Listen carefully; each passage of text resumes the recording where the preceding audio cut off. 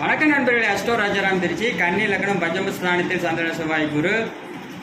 அந்த சந்திரன் ஒளியை நோக்கி செல்லக்கூடிய சந்திரனாக இருந்தால் லாபாதிபதி சந்திரன் 3-8 கூடையுடன் 4-7 கூடையன் 5ஆம் இடத்திலும் பூர்வீக சொத்து மூலம் வளர்ச்சி பாட்டனார் தேடிய சொத்துக்கள் மிகச் சிறப்பாக வந்துடும். முதல் தரும் வாழ்க்கை சிறப்பாக தான் நீசமாக இருக்கும்.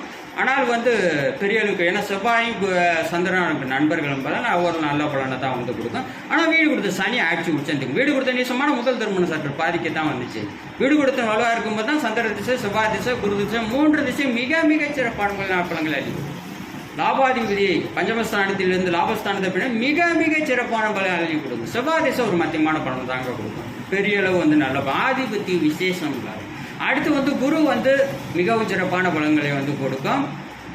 அடுத்து லக்னாதிபதி தான் எல்லா விதியும் பொருந்தி வரும். விதி மதி 2026 சட்டசபை முதல்வர் யூடியூப் தமிழ் எடுப்பு 2025